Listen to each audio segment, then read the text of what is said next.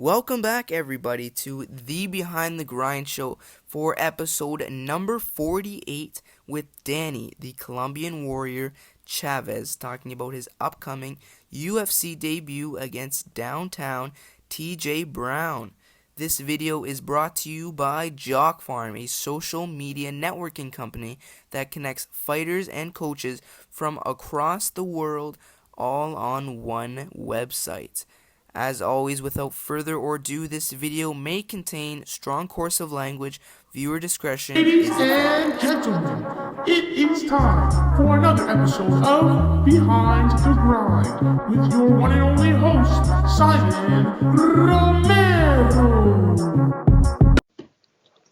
Mr. Danny Chavez, how are you today, my friends? How you doing? How you doing? Thanks. I'm doing good. I like the salute there. That was neat. How's the day today? That was great. It was my last day of sparring. Training hard for this fight. I took it in about 18 days notice, so had to kind of like put in a lot of work and a little bit of time. So it was my last day of sparring, and I had to go hard. But everything else has been fine. Everything is just ready to go next week. For sure. So we got the UFC debut coming up very soon. But when you're sparring for a fight, usually in camp or not in camp, however it works with you guys over there, when do you usually stop sparring? Like, when does that become, okay, this is the last day of sparring, and then we'll just take it easy the rest of the week? When does that start? Most of the time, we actually I like to start. I like to spar to the week before the fight. Mm. Because the last week is always cutting weight, so of course we can't do anything just but cardio and just diet a lot and just trying to make sure you put more about it. Diet a lot and just make sure your weight is on point. But I like to. Friday's my last day of sparring. Every time Friday, a week before the fight, the last Friday. It's not my last training day. I still For train. sure. I'm not Saturday, Sunday, but last day of sparring contact Friday. For sure. So when do you actually fly out to Vegas? I'm leaving Tuesday morning. Okay. Just I want to get used to the weather and the altitude over there, and just get comfortable being over there. Yeah. So have you actually fought in places where the altitude is different? Or does that become something that hinders your performance, or how does that work? All my professional fights have been here in Miami, but I was raised in Colombia, in Bogota. And Bogota has if I'm not wrong, it's 8,000 feet above sea level. So Oh, I think we lost you there, sir. There you go. um, I was raised in in the mountains, so I know what it's being in high altitude. But regardless, the body only adapts. So right now, at the end of the day, your body adapts to where it's at. So right now I'm in Miami. Miami is actually under sea level. So Mm. I don't want to go over there and get used to it. The next 4 days, I'm gonna be doing cardio, so I could get used to the breathing over there. Yeah, so talk to me about growing up in Colombia over there. What's the tradition like? Because my family, my father is from El Salvador, a Okay. little town. I don't know if you heard of that, but so talk about your background from Colombia. What's good over there? Well, the best thing in Colombia, I think, is the food, Oh yeah. and the culture. You know what I mean?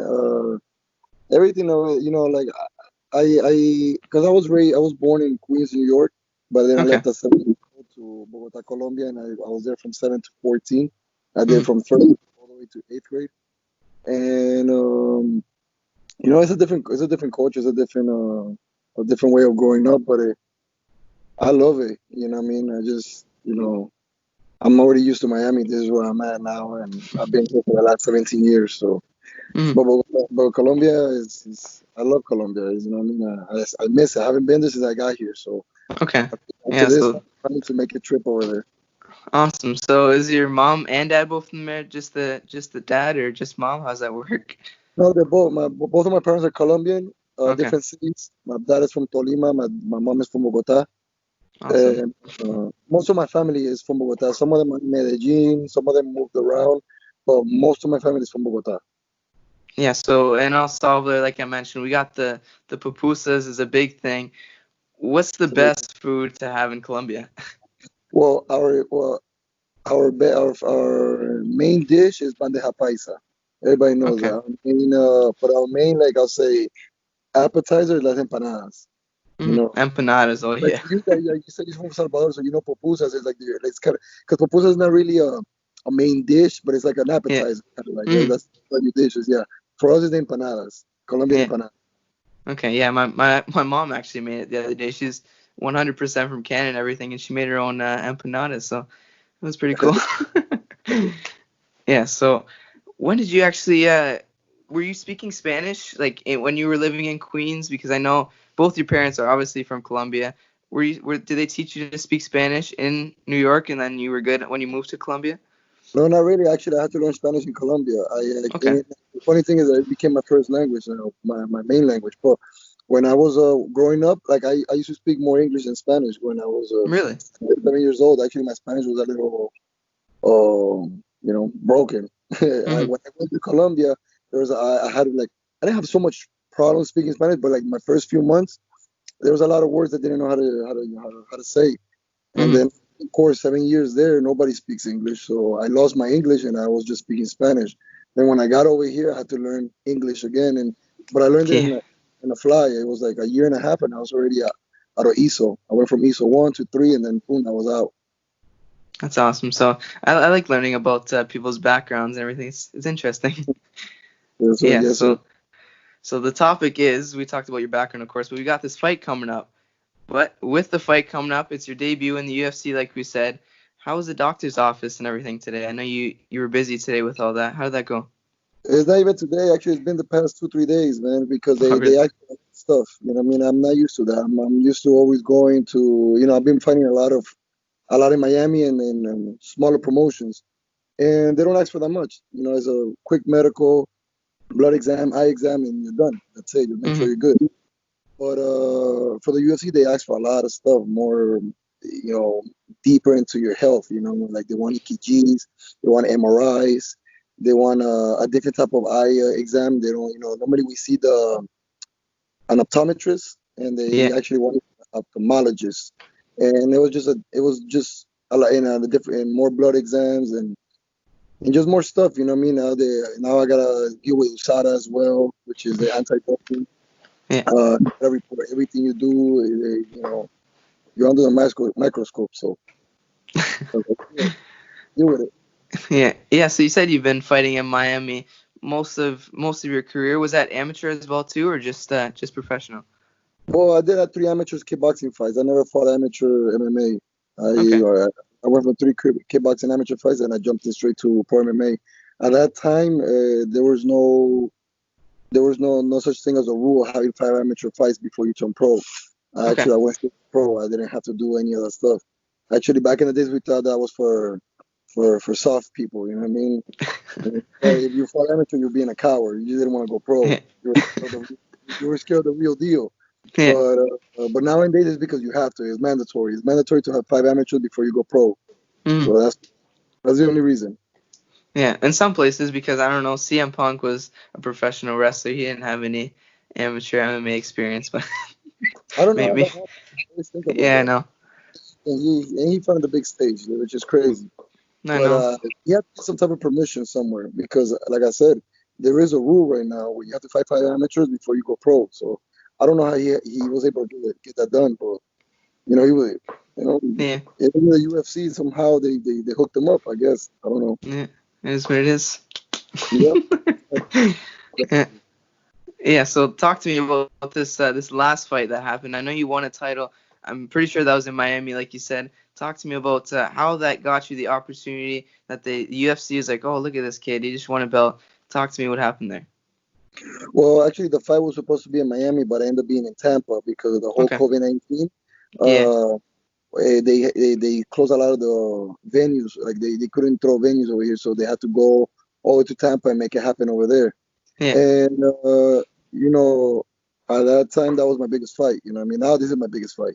But at that Mm. time, that was my biggest fight because it was the third title. I was fighting for the third time for a title. I lost my first two, Yeah. and I would say, there was a lot of eyes on my guy as well. It was not just about me. So that's why it gave me a big opportunity is because I beat him. He was the number one Mm. guy in China. So he was like I hear rumors that he was supposed if he would have beaten me, he was gonna go to the contender. Okay. So me beating him under, I beat him under 2 minutes. No, I beat him under Mm, 3 minutes. really? And since I knocked him out, like, it brought, like I stole his thunder. You know what I mean? Awesome. So when did you find out in your career? I know you said you're an amateur kickboxer, but was that when the journey was like, okay, I want to be in the UFC? Did it begin there? No, everything started like I did amateur kickboxing and all that stuff with the goal of going to UFC, going to do MMA professionally. Okay. That was my main goal. That was the first goal I ever had. Like you do steps to get there. You have to Yeah. grab.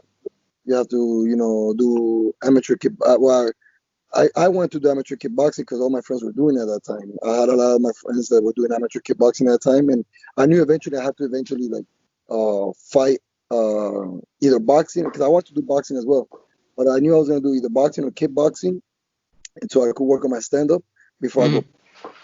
But my goal was always to go to UFC. My goal was always to do professional MMA. Yeah. So soccer is a big sport in Colombia. So how did you actually end up doing kickboxing and MMA? When did that start coming? Well, I play soccer, but I'm a great defensive player in soccer, but I wasn't the Okay. greatest. I mean, I Yeah. did play. I did play for my school. I was in Mm, but we play soccer because it's part of the culture. We always play soccer. Like that was something that you go outside and you just have people already doing that outside. You literally just grab two rocks and you make a little goalie or a little field there. yeah. That's how you do it. Like it's una canchita right there, boom. And you play soccer everywhere in Colombia. But that was never my goal to be a soccer player or anything. But it helped me because it made me a great kicker. Oh yeah. At least you got that out of soccer. Yeah, yeah, that Yeah. helped me. So yeah, I used to play when a little while ago, but then I switched over to amateur boxing and whatnot. But do you think you could take me in soccer? Would it be close one on one? Could you take me in soccer? Would it be a close 1v1 matchup or it'd be close? Right now. And what position you play? I played striker back in the day. Oh yeah. Striker? Well, Yeah. I became a pro striker through the years, believe it or not. Like actually, as I play soccer now, I play more midfield and striker. I used to play Okay. more defensive because I was very good at it. You know what I mean? But and in my team when I was in school, they used to put me to be a defensive player. Mm, So, but nowadays, I'm becoming a better passer. I So I've been see. playing midfield, and like I said, I could kick the ball and get it inside. So that's why I've been striking too. So whenever you want, man, I got you. Be close. Yeah. We'll have to make that happen one day. Sure. Yeah. Yeah, so the defense is a very important part of the team, but does Mr. Chavez still watch sports soccer on the TV to this day? Oh, I watch all sports. I watch Okay. baseball, basketball, football, Oh, really? soccer. I watch all sports. The only one that I don't watch as much is baseball. I only watch it when it's the World Series. That's it.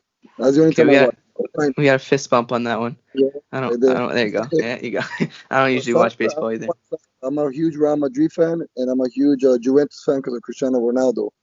Mm. And football, my Dolphins, even though they suck, I watch football and Aaron Rodgers, you know. And basketball, I watch my Miami Heat and Russell Westbrook, my favorite player. All right, I got the Raptors. I'm down here from Raptors, Ontario. Oh yeah. right, Defending champs. All right, so we're getting off topic here. We got to talk about this fight coming up. Yeah, so we got TJ Brown in this UFC debut. Talk to me about your opponent. Have you watched video on him? What are your thoughts on him? I seen some footage of him. I won't lie. I really don't. I don't watch that much. I should, Mm, which I normally do. Like right now, like I seen some of it. I actually tell my training partners to watch him and mimic him. okay. That's what I'm gonna fight. I don't like watching so much because I don't like to get caught up on the whole. This is what he always gonna do, and then Mm, I don't tell people what I want to do. So I mostly just have my training partners watch him and mimic him doing the sparring, doing the training. But I do know he's a he wrestles. He boxes. He does his thing. He switches stance. He throws head kicks. He does a little bit of everything. He likes his head and arm chokes a lot. Um, I know what he. I seen footage. Don't get me wrong. It's not like I never seen him. I seen him. I just Yeah. don't get caught up on the whole watching him 1,000 times. I'm just that's just not me. Hmm. And of Yeah, for course, sure. I'm playing the UFC February, so he's gonna come hungry, but not Mm, hungrier than me. So, awesome. So, when you got this contract, obviously you said it was a dream for a while. When you got this contract, you got to show the expression on your face. Was the manager texting you that you got the contract? How did it all work out? yeah. Like I said before, because this is like my third one, my third interview, but I feel like I repeat the same thing, but I'm gonna say it again. Yeah. Um, I went about. I was just sleeping. I was sleeping, and my manager kept calling me, and I don't know what it was about, but it wasn't about the contract yet. It was just Okay. sorry. It You're wasn't good. about the contract yet. It was just to let me know that they were working on trying to get me something with the UFC, either the Contender Series or a UFC fight, but they were just working something. And Hmm. I was happy. I'm like, okay, you guys do your thing. At the end of the day, I just gotta do my job, which is just, train, get ready for fighting, and market myself a little bit as much as I can. That's why I got a big a manager and a team behind it where they do the The other other part side. of his job. Yeah. Yeah, that's right. And he calls me, I pick up, he tells me, oh, we're working on this, whatever. We hanged up. I go, like literally like about 15 to 20 minutes later, he calls me again and he tells me he actually plays with me. He's like, oh, I got bad news and good news. And I'm like, okay, give me the bad one first. And he's like, I can't get you in the contender. So I Yeah. was already like a little like bummed out about it. I was like, he couldn't give me the contender. I was like, fuck, I guess he's gonna, I guess the good news is like somewhere else with good money. You know what I mean? That's what I was thinking. Hmm. So he's like, okay, give me the good news. And he's like, I got you a fight, the UFC 252, under 15. And I was like, nah, man, you're lying to me. And he's like, no, he lied to you about it. So I was still shocked because I was like, nah, I don't really believe that. The first thing I did, I got on the scale. I was like, oh, snap, Hmm.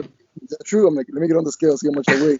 And every fighter, that's always been our thing. Like, you got to see how much you weigh because you already Yeah. start thinking about weight, you know? Yeah. And I was like, are you serious? And he's like, yeah, I'm serious. I'm like, let's do it. Yeah. And then that same day, that same afternoon, he tells me, meet me at the office, first round management office. And I go over there, and the contract was there, a bunch of papers I had to sign, and that's it. I signed my 4 fight deal, and I became a UFC fighter, and believe it or not, I didn't even believe it until like days later. Like Yeah. days were going by, and I'm like, damn man, I'm a UFC fighter now. It was crazy, Actually, Hmm. it was like I said, it was crazy. It wasn't real until like a few days after. Like even though I signed and everything, it became real like a few days later. But right away, I Yes. had to get to the gym and start training. You know what I Hmm. mean? Yeah. So when you went to bed that night, was that something you were dreaming about? Was that what happened there? Yeah. Like when I these past like ever since then, like yeah, you start thinking about it. You start thinking about a lot of stuff because there's been a lot of ups and downs through this whole year. Because you don't know if you ever get the chance. I started to hear things like Contender Series didn't want people older than 30 years old. I'm 33. So I started Hmm. seeing, like, damn, my window's closing. Um, just a lot of things, and you start looking back and you're like, damn, I guess everything was meant to be. That everything that was going wrong, that I thought it was going wrong, because the COVID-19 made me lose my job, and just a lot of things were going, like I said, this whole 2020 has been like a roller coaster. You know what I mean? Yeah. And now, like, hey, man, like I don't regret nothing that happened before because it lead to this. So I'm very happy and I'm just ready. I'm just ready to go next week. Yeah. So everything happens for a reason, I guess we could say. Yeah, What that's what job people. were? And people were telling me that right when things were going wrong, and they were like, "Oh, Mm. but this happened for a reason." I'm like, "Shut up, man! Like that's bullshit. Like, things happen because they happen." You know what I Hmm. mean? Sometimes I don't think like that. Sometimes, I do. You know, sometimes think like that, but sometimes like, man, things happen because they happen. It's like Forrest Gump says, "Shit happens." You know what I mean? Yeah. And but now, man, it's like I believe if all these things didn't happen before I did, probably this opportunity would not present itself. So that is true. Now I really gotta believe that quote. Things happen for a Yeah, reason. I gotta believe in it. yeah, hooked you up with that one, so we gotta believe it now. Exactly. Yeah, yeah. So you gotta tell me, do you believe in your dream? Like, what's the craziest dream I guess you've had? Well, and like dreaming, I talk about sleeping and having a dream. Yeah, yeah. Like not Um, real dreams, like sleeping and dreaming. Like really good. waking up. Actually, my last fight, Okay. that I won that fight. You know what I mean? Mm-hmm. And like days before, I guess because you start thinking of that fight a lot, and it did happen. You know what I mean? Mm-hmm. I won the fight, won the belt. So I bet you a few days from now, I'll be dreaming about this with victory, and it's gonna happen too. So that's gonna be the best dream after. It'll be my next best dream. Awesome. So we're getting to the end of this thing. We've taken a lot of your time. We're gonna go Nah, watch man, don't that worry. Raptors game starting in a little bit, but we For gotta the get Celtics, you to name. Yeah, they're playing the I Celtics got tonight. the, I Yeah, got the Celtics. Don't worry. yeah, the Celtics. You just want to go against me, I see. We'll have to make a bet on that, I guess. uh, Yeah, nah, I don't want to yeah. make. I don't. No. I'm, anyways, I don't bet on teams that I don't really. Nah. I'll bet on my Heat and I bet on my Rockets. All right, I see. You don't want to mess with the Raptors. All right, so we gotta get Mr. Chavez's top 3 pound for pound UFC fighters. Either heavyweight, lightweight, bantamweight, women's strawweight. Go for it. Top 3. Okay, top three. Okay, I'll say George St. Pierre. I'll say Amanda Nunez. Okay, that's a good Uh, one. say the third one. That one's a hard one. There's a lot of guys and girls up there. Mm, I'll say pound for pound right now. I'll say Khabib. Khabib. Okay, I thought you were gonna leave him out actually, but you got him in there. Yeah, yeah. Yeah, anybody that got popped ain't gonna be in my roster. I know somebody right next to me is thinking about somebody else. Yeah. Right here, this is my one of my projects, one of my boys, my student right What's up? here. They're huge John Jones fans. And even though Anderson Silva's always been one of my guys, so, he's always been in my top, but he's been popped before. So I don't give anybody that is being popped before. I don't give him that position. Sorry. I see. Yeah. Sorry, Anderson. I'll have to leave you out, my friend. All right, so at MMA Masters, you said your training partners are watching video on your upcoming opponent, but what has been the craziest training, like the most intense training you guys have done down at MMA Masters that you can remember? Doesn't have to include training partners necessarily, it can be strength and conditioning. What's been the craziest training down there? I'll say MMA strength and conditioning. What I mean MMA strength and conditioning is just the way it's strength and conditioning, but it's not just like jumping boxes. Or even though I do that too, that's Yeah. strength and conditioning separately. But I'm talking about MMA strength and conditioning, which is like, well, let me just not say strength. MMA conditioning, which is like it's 3 rounds because I'm fighting 3 rounds, 3 rounds of 5 minutes of just MMA situations. You're grappling and all of a sudden your coach puts you to hit the bag, then puts you to kick the bag, then puts you on the wall, puts you to rest. So it's constantly like what a fight really is. You know what I mean?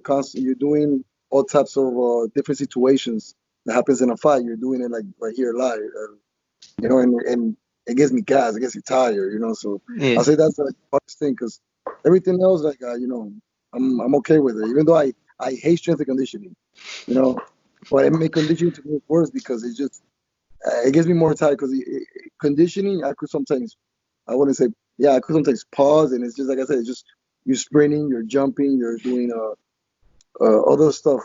But Mhm. MMA conditioning you constantly have to like constantly push because that's what you're doing. That's what you're gonna do in a real fight. Yeah, so we're gonna hook you up with another quote here. All right, we got you. So if it Mhm. doesn't make you uncomfortable, you're not doing it right. All right. Exactly, exactly. So At strength the and end of conditioning is the day, important. exactly, because at the end of the day, you gotta put yourself through hell here. So when you go in there, it'll be easier. Train hard, fight easy. That's how it goes. That's another one. You just hooked us up with a quote now. We're in the All future. right. All right, amigo. We got to get you to leave one message for your opponent, TJ Brown, coming up August 22nd. Go for it. Um, Not that much, man. Like, he picked up an L in February. He's gonna pick up another L in August. That's simple. You know what I mean? He's gonna go 0-2 in the UFC, while I'm gonna go 1-0. So nothing else, man. I don't. I got nothing else to say to him. I'm training my ass off, and he's gonna get whooped. Awesome. Now, before we let you go, we want to give you the opportunity to thank anyone that's helped you along your journey so far. The floor is all yours. There's a lot of people to thank. It's not just one or two people. At first, I would like to thank my coaches. They spent a lot of time. I've been with them for 12 years. I'm actually, one of the first students they had that actually got to make it to a UFC. We have UFC fighters here, of course, but I'm just saying I'm one of the first students that started with them, and I actually got to make it to the UFC. My team, MMA Masters, everybody knows. My manager, and Antonio, and the team, First Round Management, for always hooking me up and helping me out. And they the ones, they helped me to get in there too. Everybody knows my guys, my little gang. Justin Arteaga, Alexander Martinez. I already showed you guys who it is, right here next to me. Richard Mayor. These guys, because I'm a coach as well. I'm not just a fighter. I coach too. I started coaching about 3 years ago, and these guys are one of my biggest motivation to keep fighting. You know what I mean? They're one of the reasons why I'm still fighting too. You know what I mean? So For sure, yeah. I want to thank my family, my friends. They always supported me all the time. Maybe if you never see me fight down here in Miami, I always sell about 150 to 200 tickets. You know what I mean? Most of the time the crowd is mine. So you gotta give them love, you know what I mean? And right now, all my people from Colombia, they've been sending me messages. A lot of people from Colombia have been sending me messages. So the love goes to everybody, man. You know what I mean? It's not just one person. Everybody puts their part. But the main people is my coaches and my teammates. Because nobody puts more in this sport than you do for me. Yeah, I thought you were gonna exclude yourself. That they Okay, no, put hold the on. most I gotta give love to my sponsor. I sponsors. want my sponsors. I'm not gonna give names. I have a lot of sponsors, and I forgot. I don't want to leave one of them out, but they know. They know what's up. They know how I am. But yeah, I love to my sponsors too, man. They help me out a lot. Awesome. So, last one this time, I promise. I know I said the Sure. last one was the last one, but tell me you're not related to Julio Cesar Chavez. No, hell no. Which one's the father or the son? Because if I I don't think mind being I think there's a the junior too, no? nah, Junior sucks, man. I don't like him. But the No. father is cool, man. He's real. But All right. but another son. I don't know. Not the son. I thought you were going to my last name with a president from Venezuela, Chavez. That's what everybody tells me. Yeah. Every time I get, because I live in Doral, in the school of Mm, Venezuela. When I say my last name is Chavez, they're like, are you related to Chavez, Hugo Chavez from Venezuela? I'm like, please. no. All right. So it was awesome catching up with you. Wish you the best of luck August 22nd. Take care until if we don't talk until then. Safe travels, and we'll talk soon. All right, thank you very much, man. All right. Thanks for. Take care. All right, sir. Peace out. Take care. Peace out.